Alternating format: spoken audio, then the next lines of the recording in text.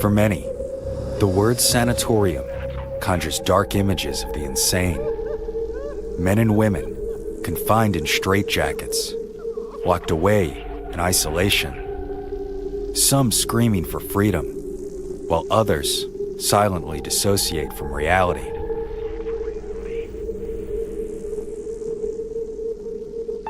But in the late 19th to early 20th century, admittance into such institutions ranged from those severely physically ill with diseases and afflictions, from tuberculosis to epilepsy, as well as more mental and emotional concerns, such as manic hysteria or depression.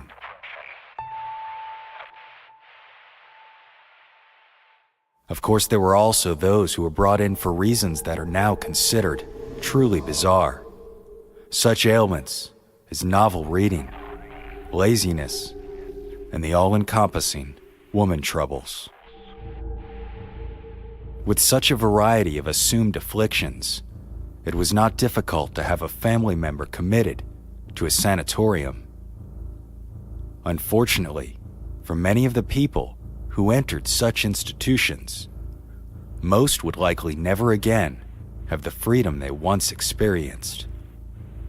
For in the early 1900s, sanatoriums and asylums were places where people were left by their family and forgotten.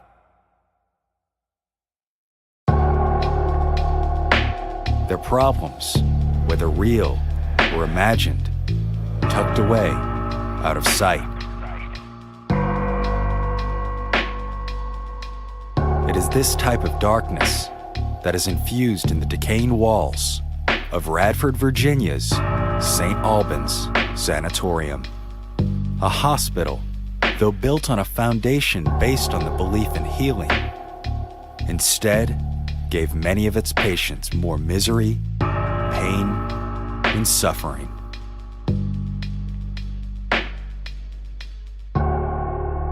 My name is Brandon Scheck-Snyder, and you are listening to Southern Gothic.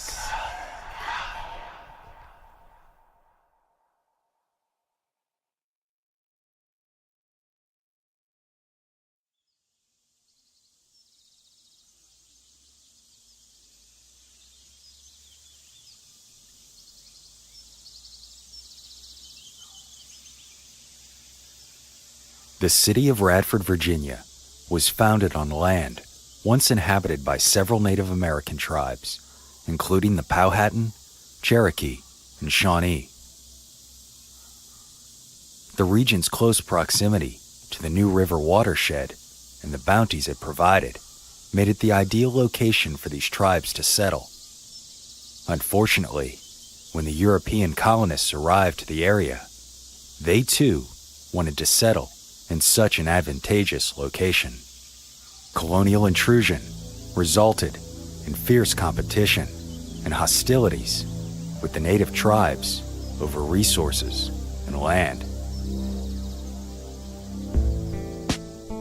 In 1737, Colonel James Patton, an Irish sea captain turned land speculator, was awarded a land grant by the governor of Virginia. Patton then used the territory to start a settlement, which would become known as Draper's Meadow. By 1755, tension with the native tribes had escalated. It was a year into the French and Indian War, and the small settlement of about 20 people were living on the land also inhabited by the Shawnee tribe, who had allied with the French against the encroachment of the British and their colonists, land that the Shawnee were ready to protect.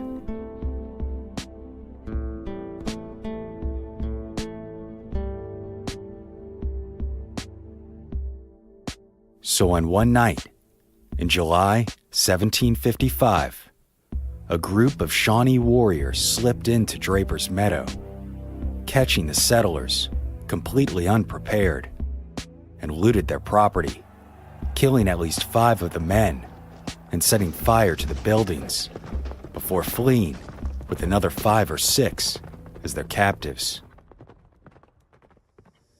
It is said that the deaths were especially brutal.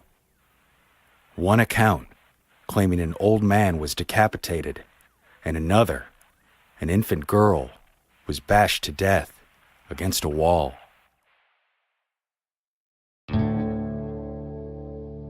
As for the settlers, taken as captives, they were brought to the Shawnee village of Sanatio in nearby Kentucky to live among the tribe.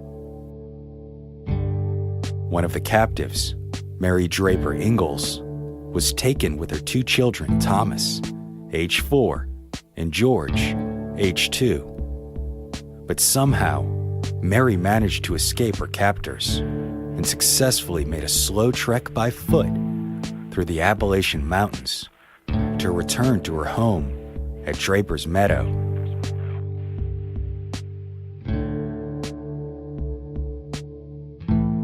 She walked alone for over 800 miles in 43 days. Unfortunately, her children did not make the journey with her.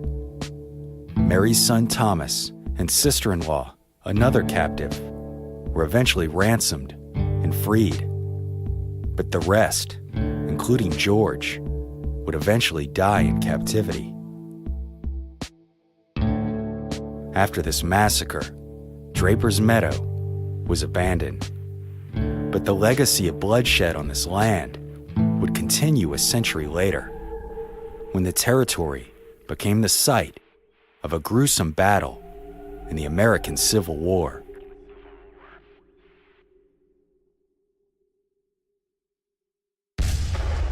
On May 9th, 1864, the Battle of Cloyd's Mountain brought some of the most savage and severe fighting seen during the Civil War to this region of Virginia, as Union forces fought to destroy the last working railroad line that connected Tennessee and Virginia.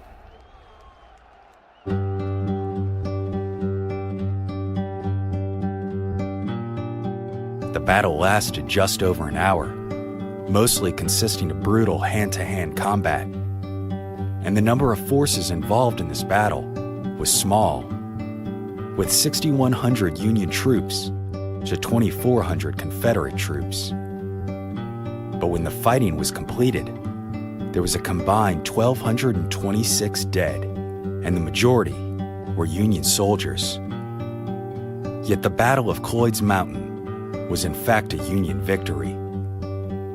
In addition to the hand-to-hand fighting, the Union Army had established its heavy artillery on a nearby ridge, safe from Confederate forces, where they were able to provide support and destroy Central Depot, the railway station of Radford, Virginia.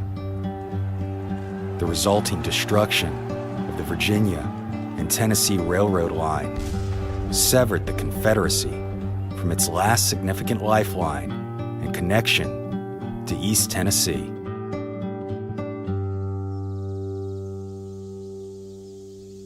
Then, less than 3 decades later, the ridge upon which this Union artillery once sat, taking aim upon Radford, would become home to a school.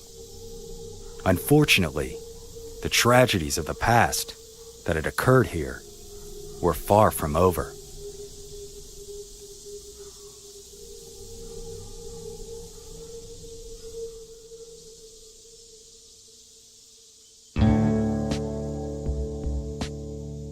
In 1892, George Miles constructed and opened St. Albans, a private Lutheran school for high school-aged boys. His goal was to produce the next generation of Southern gentlemen who would be well-mannered, intelligent, and highly athletic. Miles recruited many young men of athletic ability, and as a result, St. Albans gained a reputation as formidable competitors.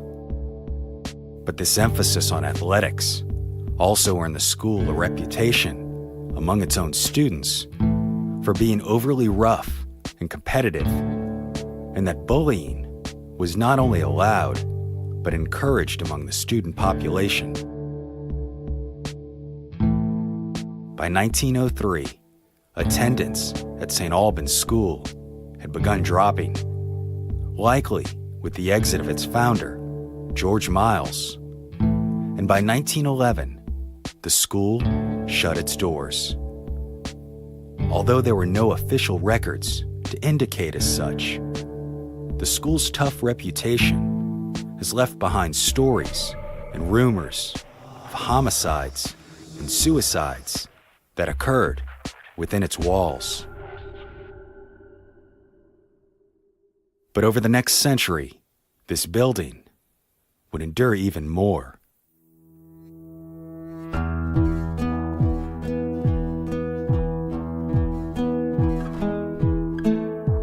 The buildings that once made up St. Albans School sat empty for several years, until 1916, when Dr. John C. King purchased the property for $16,500. King was formerly the superintendent of the Southwest Lunatic Asylum and found himself frustrated by the institution's high failure rate and demeaning conditions in which the patients were kept. So he set out to create a new institution, which he hoped would one day become the nation's first top-notch psychiatric hospital, where patients would be both well-treated and well-accommodated. In addition to the renovations King made to the property, turning school into sanatorium, he added places that would allow patients to exercise and play. A brochure advertising St. Albans said it included diversional exercises and employment, vegetable and flower gardens, and an adequate dairy herd. The hospital also boasted a bowling alley in its basement.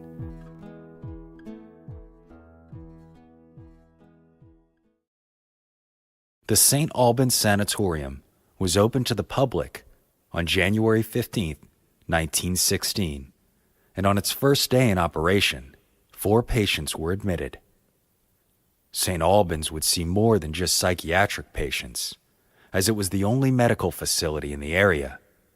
It would also serve as a general hospital, a morgue, and even as the nursing home for the city of Radford and its surroundings. Dr. King subscribed to the belief of moral management for a sanatorium, meaning that the use of cement cells and chains that were common in many psychiatric hospitals at the time were abandoned in favor of a more domestic living environment, including beds with sheets and windows with curtains. King believed that a comfortable living environment provided the counterbalance necessary for patients receiving both physically and emotionally painful treatments.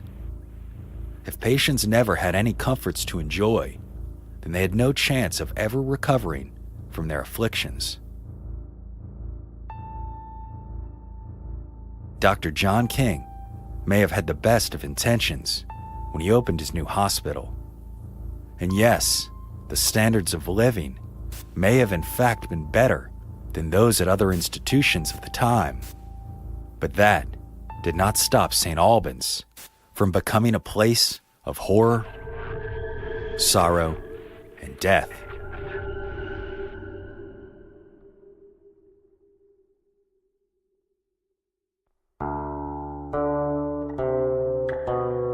One of the most significant problems at St. Albans was the lack of proper staff. It was recorded that in 1945, there were a total of 6,509 patients, to the paltry number of 48 hospital staff members. Even worse, of those staff members, only 2 were actually doctors. Furthermore, as with most early 20th century psychiatric hospitals, far too little was actually known about treating mental illness.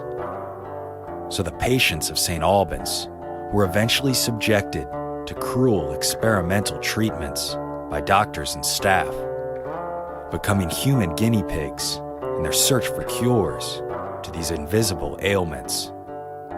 The result were numerous patients ending up either permanently disabled or even killed by the effects of the very treatments meant to cure them. The most vicious of these treatments were hydrotherapy and electroshock. Hydrotherapy was thought to take advantage of the physical properties of water, such as its temperature and pressure, for therapeutic purposes, and thus used to stimulate blood flow and theoretically treat the symptoms of certain diseases. During the early 20th century, hydrotherapy was incredibly popular and often used at many medical institutions in one of 3 different methods. First were continuous warm baths, given in rooms with little light or noise stimulation, in the hope of treating insomnia and suicidal tendencies, as well as help calming those with agitated behavior. These baths might last anywhere from several hours to upwards of several days. Next were water packs, whereby sheets were dipped in various temperatures of water and wrapped tightly around the patient. The treatment would last for several hours before patients were unwrapped. But the most gruesome of these hydrotherapy cures were the water sprays, which functioned like showers, but utilized extremely cold water to treat manic depressive psychosis and patients who showed signs of overexcitement or increased motor activity. The belief was that the cold water would effectively slow blood flow to the brain, decreasing mental and physical activity. But the reality of hydrotherapy treatments was not pleasant for the patients involved. Continuous warm baths would often mean the inflicted were merely strapped into a steaming hot bath for days at a time, isolated and bound, and the treatment through water packs was much more akin to a live mummification in unbearably icy sheets. And as for the water sprays, there were reports that in most early 20th century facilities, it was less of a shower and more of a spraying down with a high-pressure hose.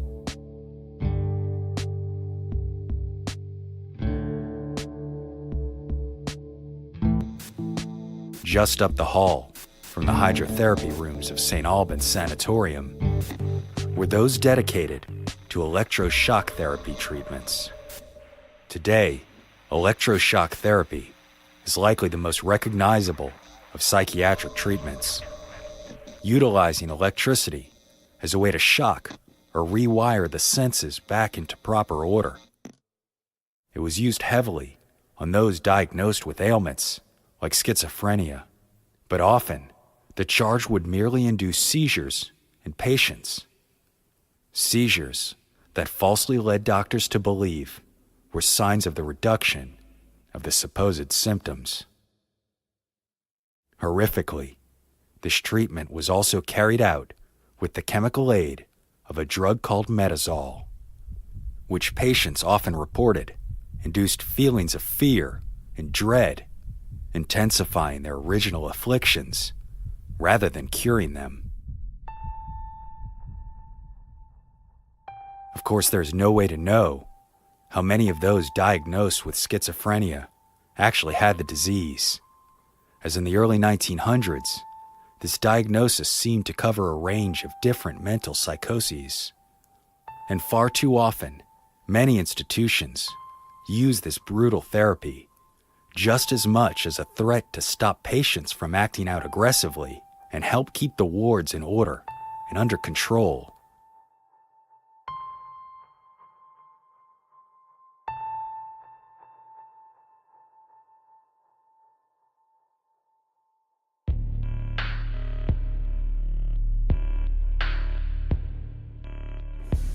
It was said that there was no peaceful death to be found at St. Albans Sanatorium, and in all likelihood, there was very little peace to be found in life as well.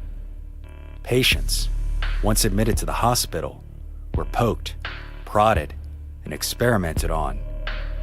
Often they were abused or neglected by an overworked and largely inexperienced staff that documentation suggests, given their occupation, were likely to suffer from severe depression themselves.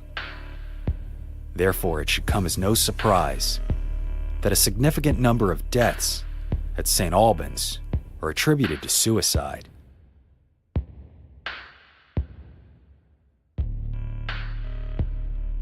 On the third floor of the main hospital building is a room, now notably called the suicide bathroom.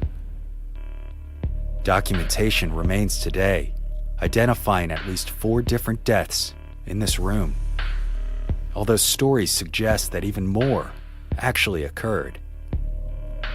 The Virginia newspaper, the Southwest Times, recorded the obituary of one victim of suicide at the sanatorium. Mrs. Susan Jane Sayers died Saturday night at the St. Albans Sanatorium in Radford, where she had been under treatment. Her condition had been in extremis for some days, and the end not unexpected, it being realized there was no hope. But the exact number of deaths to occur within the walls of St. Albans Sanatorium is unknown.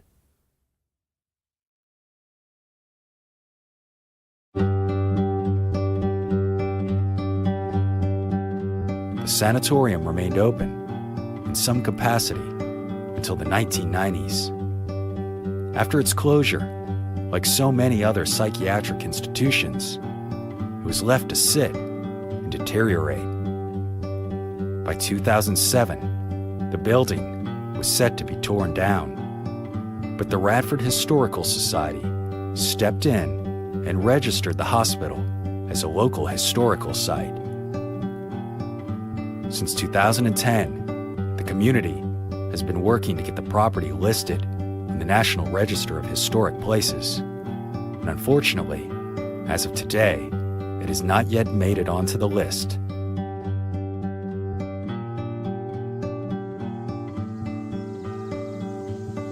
Eventually, the property was purchased by Tim Gregory, who in his childhood had been a patient at St. Albans and even experienced the terrifying Electroshock Therapy.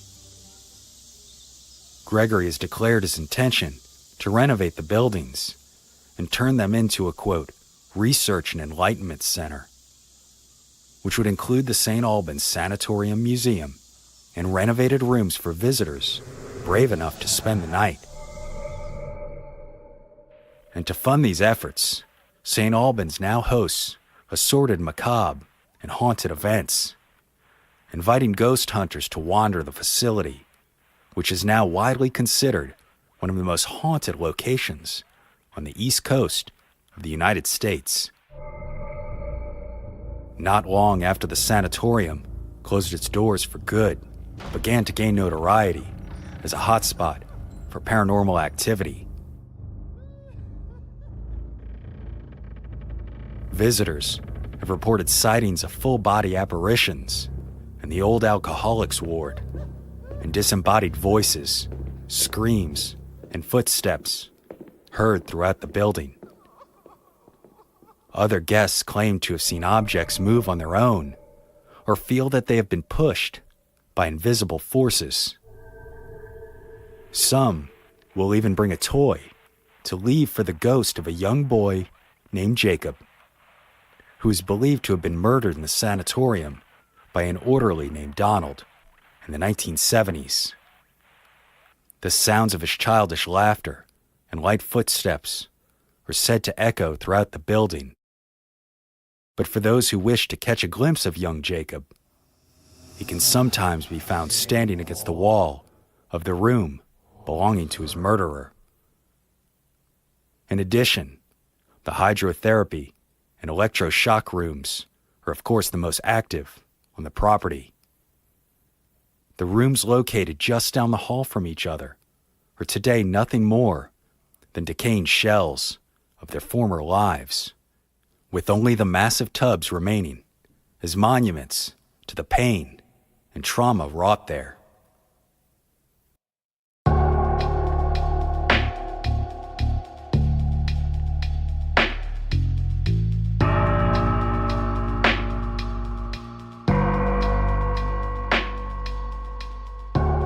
Today, the physical condition inside St. Albans is a combination of both renovated and dilapidated. Graffiti stains the plaster walls. Broken wheelchairs and rusted gurneys still remain in the hallways and in the old operating rooms as relics of a traumatic past. And those who dare enter what is left of St. Albans often claim to feel a heaviness in the building, a feeling of torment and dread, echoes of tragedy and horror that occurred on that ridge in Radford, Virginia, where Native Americans once fought colonists, Northerners fought Southerners, and vicious medical treatments were perpetrated on the vulnerable in the name of science.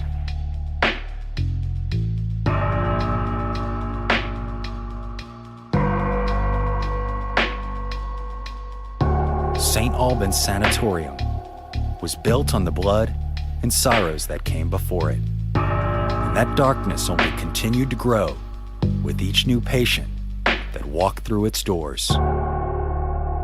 My name is Brandon Schexnayder, and you've been listening to Southern Gothic.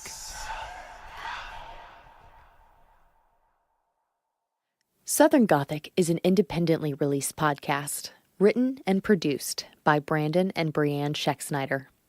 For special access to members-only content, including access to the series Southern Gothic, The Monsters, as well as updates and links to our social media, visit southerngothicmedia.com today.